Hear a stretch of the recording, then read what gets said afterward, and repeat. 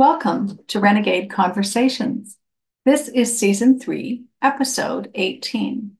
My guest today describes herself as a reluctant university administrator who has always worked to improve the experience of students while supporting faculty. That's a tall order.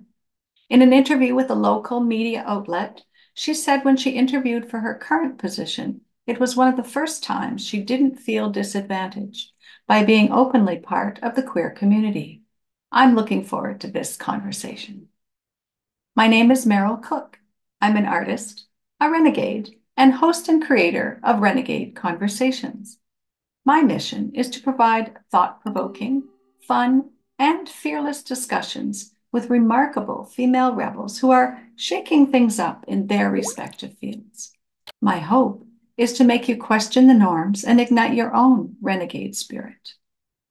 This episode of Renegade Conversations is sponsored by Mary Jane Cops. Mary Jane has been writing her own paycheck since 1985, first as a freelance real estate journalist, and then launching a tech startup in 1987.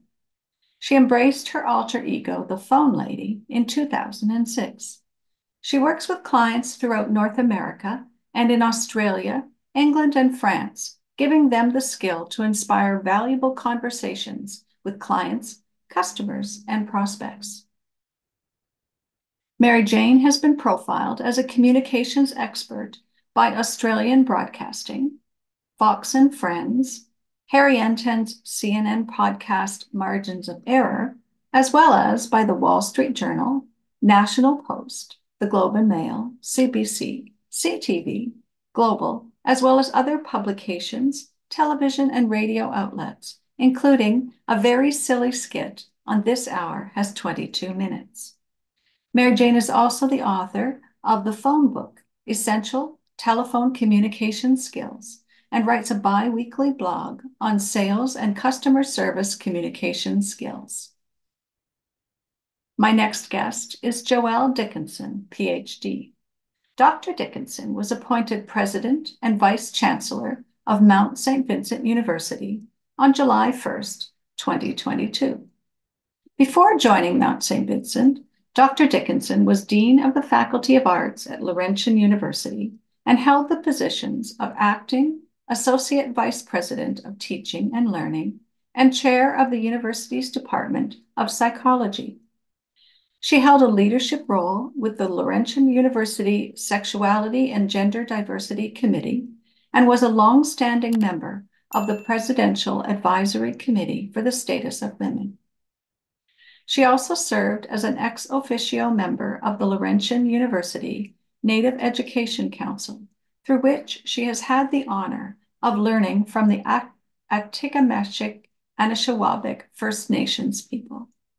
Born and raised in New Brunswick, the traditional unceded territory of the Wolastoqiyik, Maliseet, and Mi'kmaq peoples, she continues to learn the history, traditions, and ways of knowing of these and other cultures as they contribute to the extended community and to her personal growth. So welcome, Joël. I'm really looking forward to this conversation with you.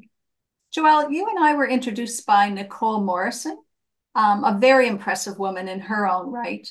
And I'm hoping that Nicole will have time to join me for a Renegade conversation this fall. Nicole was introduced to me by our previous Lieutenant Governor, Mayanne Francis. So what I love is this sense of connection, this sense of community where, you meet somebody and they say, hey, I've got somebody you really need to speak with. So Nicole actually said, you have to speak with Joël Dickinson. She's awesome. And she actually texted you, I think, on her way back to her brand new office from our meeting. So she was getting things done, which is just wonderful. But thanks so much for agreeing to hop on Zoom to have this conversation with me. I'm looking forward to it. And yes, Nicole is amazing. And she's one of those people that truly makes sure that people's names are said in rooms that could create opportunities for others. So I really admire her for that as well. I do too. Yes. So, Joël, what does being a renegade mean to you? I've been putting some thought into this since I had agreed to do this. And to me, it's just it's truth telling. Mm-hmm. I think the willingness to truth tell, even when it's inconvenient to do so, I think. Mm-hmm. Oh, I love that. I love that. And no one said that yet. So that's Oh, wonderful. okay. Awesome. Love to be unique, so that's great. Absolutely. And so have you always been a renegade? So again, I was going to, when thinking about this, talk about when I first became a tenured or tenure track faculty member. But Mm. actually, I think it goes way before that because I remember kind of doing a little shit disturbing on the playground when I saw injustice Uh-huh. happening. I won't get into exact details or names, Right. but there are a few scuffles that happened because I saw things that weren't right, what I thought were right. And Yeah. I stepped out of line and said, this is not right. And then people didn't like to hear that what they were doing wasn't just or, and Mm-hmm. I wouldn't have been able to name it at the time, but I think I Yes. was quite young when I had developed an intolerance for injustice. Uh-huh. I seem to see that many of the renegade women that I've been interviewing talk about justice, and there seems to be this strong sense of justice amongst renegades, which is wonderful. Yeah, so it started early on for I you. think so, yeah. If I Yeah, recall back, I wouldn't have named it as such. I yeah. even until this morning, probably that like, oh, wait a minute. Yeah, I think I've been doing this for a little while. Uh-huh. Cool, Yeah. cool. And so what impact has being a renegade had on your life and your career? You know, some of the advantages and maybe disadvantages that you've had as being a renegade. I'd love to hear that. I've definitely seen renegades be disadvantaged over the years. So I've often talked to students who seek advice around activism, for Mhm. example. Mhm. And I usually talk about this decision that you have to make. You can be an activist or a policy influencer, but rarely can you be both. Oh, interesting. And so because in order to be in the room where policies are being decided, you have to have not pissed too many people off. Am I True. allowed to swear? I forgot to ask. Oh, Is swearing I okay? think you just feel comfortable to be Okay. yourself. Yeah. So you have to be invited into the room. Uh-huh. Yeah. And so if you agitate too much, Hmm. you won't be invited into the room. So you Right. also have to be a willing partner. And I find an acceptance of a hearing out the obstacles to reduce the barriers. Hmm. Hmm. It is very much a two-way street. Yeah. So if you treat it as that two-way street, you can actually make it an advantage. And I do feel that I'm only in the position that I am in Hmm. because of my activism and willingness to because I'm a mediocre professor in terms of research. I think I got the teaching award, so I'm fairly confident in my teaching. Uh-huh. But I don't think my I was very happy to stay in my teaching and research. My research wouldn't have gotten me necessarily that much recognition. Uh-huh. So Uh-huh. I think what got me recognized is my ability to go into rooms, keep people fairly comfortable but on their toes, Uh-huh. Uh-huh. and to be able to listen to me when I'm saying, no, there are issues here that we need to Hmm. address. And Hmm. then the willingness to say, okay, yes, this is going to take some time, but Hmm. also the willingness to say, but not that much time. Yeah. You don't Or have an unlimited time to do this. exactly, yeah. Yeah. So Awesome. that wasn't a very direct answer to your question, but it Yeah. is it is precarious that you can put yourself at a disadvantage if Can you you go talk a little about bit it in a about that? different way. Can you say a bit more about that? I have seen people who are brilliant in their activism Hmm. be, I've had people say, no, we can't work with them because they don't listen or they don't understand the processes that we have to go through. And Hmm. really, they clearly understand the processes. They're just intolerant of being Yeah. told all the time we can't do the right thing because Right. A, B, C, and D. Yes. So there is definitely some patience that has to come Mm. along with it in Hmm. order to kind of walk that line a little bit. And did you always have the patience for walking this line, or was there No, times in the past where it wasn't? I definitely, and I still now, I don't, and I have some freedom now Hmm. to not necessarily walk the line, but I have also paid for it. Yeah. I Yeah. won't go into specific details about that Okay. one since it's in my current role, but no, I've had, certain times I'm just like, I'm going to call this as bullshit. Uh-huh. Yeah. And it makes people uncomfortable to get called out like Hmm. that. Yeah. Luckily, I do know I've been called out too. I have, you know, some very close friends who I think we've become closer because they've been willing to call me out on my bullshit. Hmm. Like Hmm. when I've done something that was offensive or lacked a full understanding or empathy of Hmm. other people's situations, they've called me out too. And I've been willing and able to learn from that. But that is a difficult skill as well to know that you are also going to be wrong at times.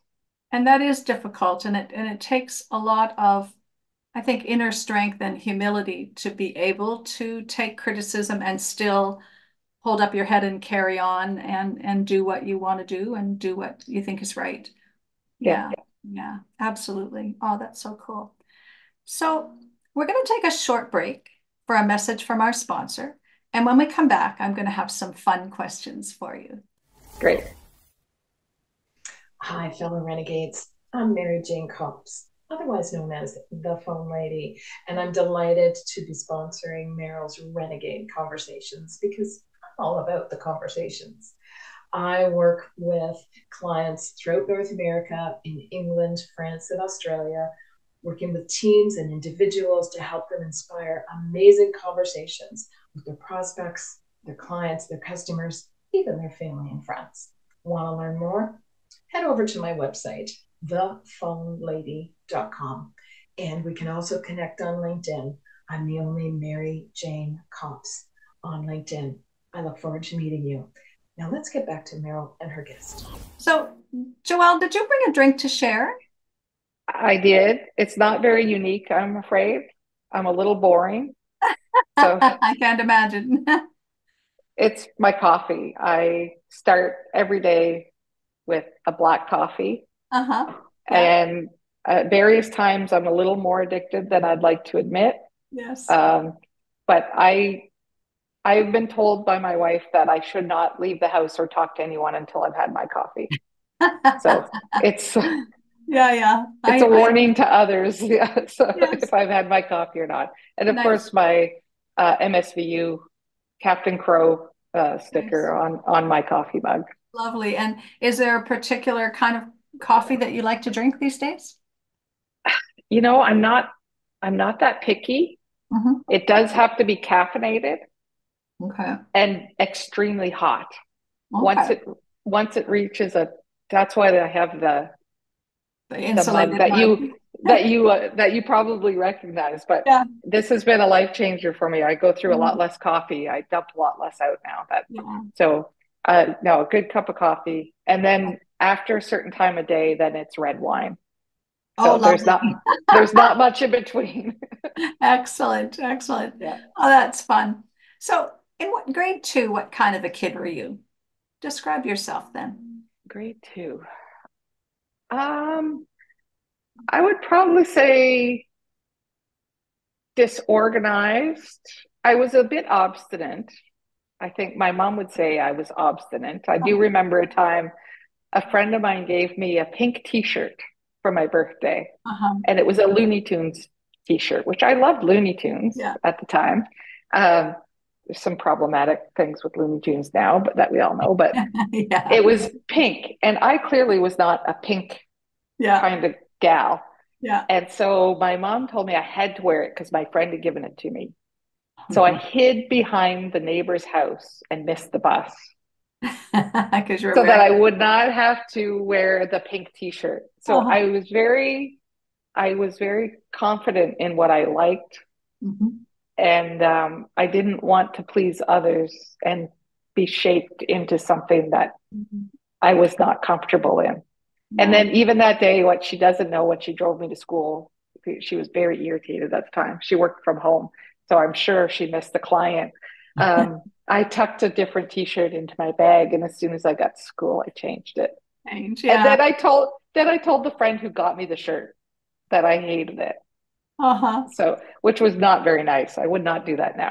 But Now you would say, I would prefer another color, but it's a really great design or something more diplomatic. yeah, I was not very diplomatic. Yeah. Yeah. So you had strong opinions about what you liked and didn't like it from a young Yes. age. Yeah. Yeah. Very, very much so. Yeah. Awesome. Awesome. That's very cool. So this is a fun question. Is there a line or a shape that would define you? And if so, what would that look like? It's a question that I use in most of my talks and workshops because it gets people to think outside of the how do you describe yourself elevator pitch kind of thing. It's just a different way of thinking. So yeah. So you know that I trained to be a cognitive psychologist. So this Yeah. was an interesting question to me because Yeah.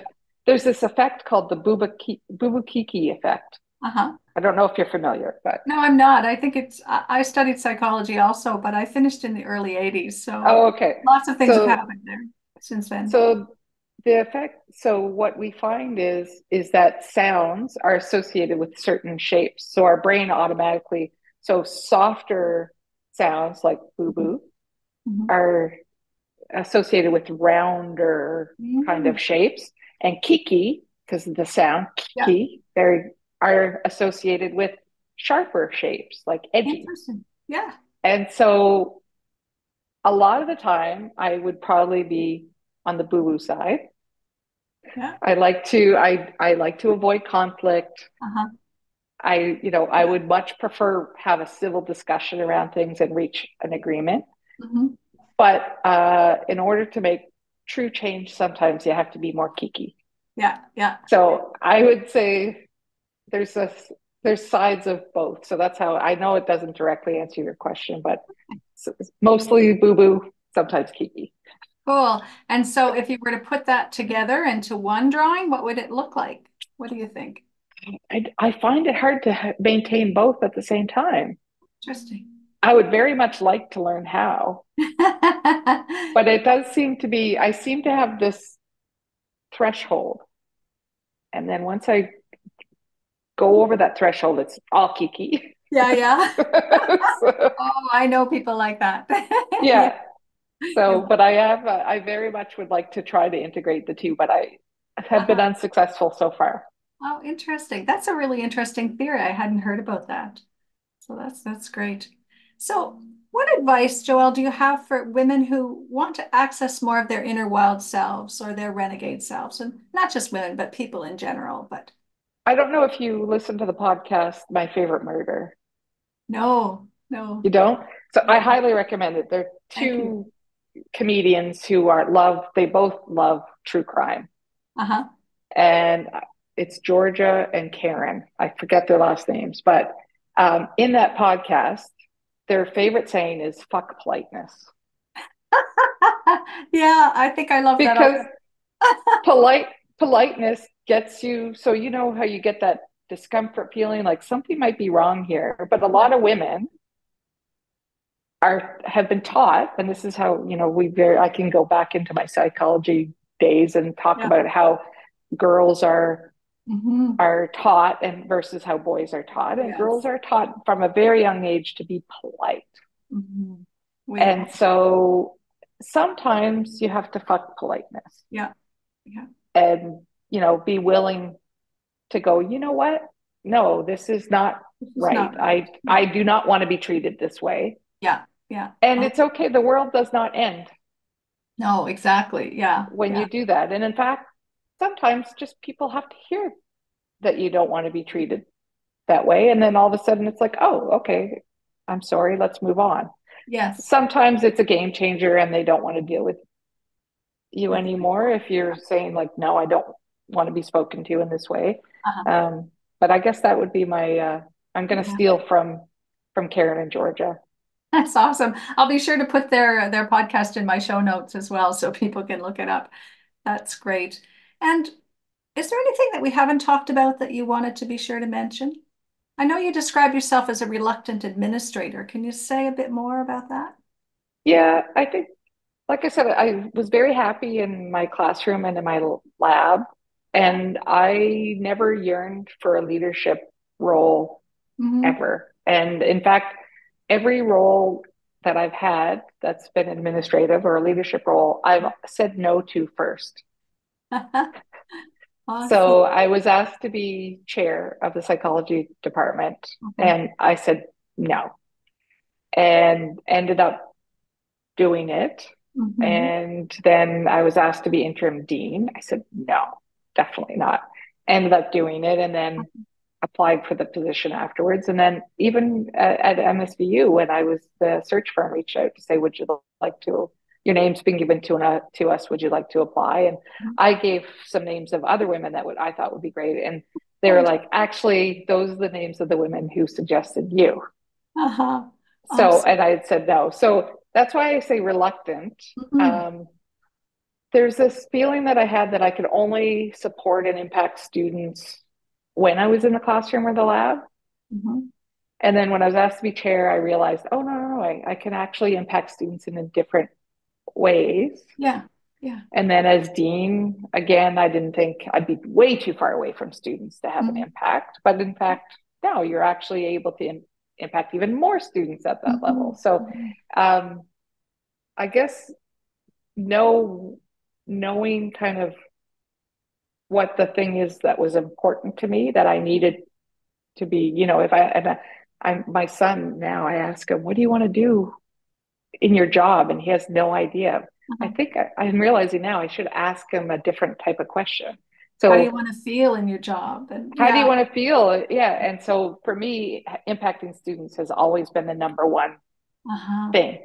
And so with each step that I've taken, I do this check. Am I doing the thing that's important? Mm-hmm. And once that's the case, then I feel better about it. And just knowing, even now, the role as president, it's easy to forget while we're here. Mm-hmm. We have, you know, MOUs with the province. We Right. have, you know, a lot of things to run and donors and everything, but Yeah. remembering each and every day how each of those different things go back to the core basic of Uh-huh. how am I impacting students, it helps me make my decisions every day. Oh, that's very cool. And have you found that having a student focus has been difficult for you with other administrators? The reason I bring that up is my sister was a school principal for many years, very student-centered, and she didn't always make friends with her staff in that way.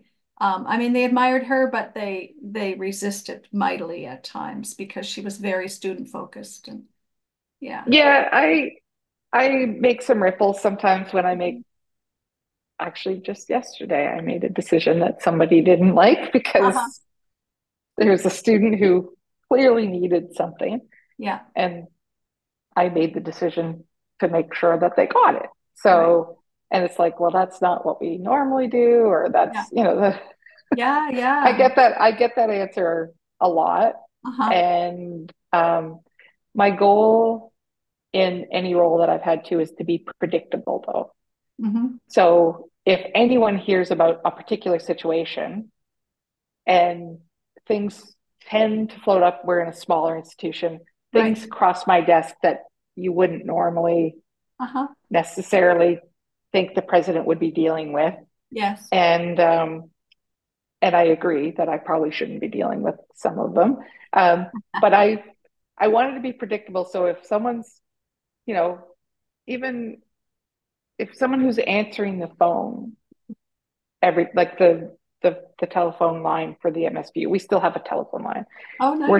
were to be asked the question, if they would think, if this got to Joelle's desk, what would she want me to do? Uh-huh. That's awesome. And so that's kind of, and I say this and I absolutely mean it. Every single person who works at MSVU has an impact on our students. Mm-hmm. Mm-hmm. My job is to help them understand how. Like, Yeah. so what is it in your role? The custodians have a huge role to play. the maintenance people have a huge role to play in how students feel when they come to campus, or Yeah. are they feeling welcomed? If they stop and Mhm. ask someone a question, are they given the time of day, or are they Yeah. just handed off to somebody else? So Right. every single person has a role in our students' ability to Mhm. learn here, Yeah. and their feeling of engagement with the Mhm. university. Right. So everyone just needs to. So sometimes there's a little reminder, like, okay, what is our focus here, Uh-huh. Yeah. and what would the right answer be if that is our main focus? That's And so, wonderful. And so it really comes down to you being really sure of what is your truth, and then yes, basing all of your decisions on that. yeah, Yeah. Awesome. That's so great. So I guess my last question is, Joelle, do you have a question for me? I do. Great. So in academia, one of the main issues that I hear is it's hard to see the result of your work every day. Mhm. So I wanted to ask you, as an artist, do you always feel kind of fulfilled, or that you've a sense of achievement when you finish the work? Is that the thing that gets you feeling accomplished, or is it something else that makes you feel accomplished? Well, I would say that um, completing things is really good. I do feel happy generally when I've finished a piece, and especially my Renegade Women pieces I'm loving. But my pieces are almost like the end result of a long process. So I start with my journal and I start writing, and then my journal informs the design, and then I love every bit of the process. So I love selecting the fibers. I love working with the fibers. That recently I taught myself how to apply some spinning yarn. I've always just spun single strand yarn, and I decided I needed to learn to apply. And now having that skein of wool in my hand, ready to be dyed, feels amazing. Like I keep going by them and kind of giving them a squeeze.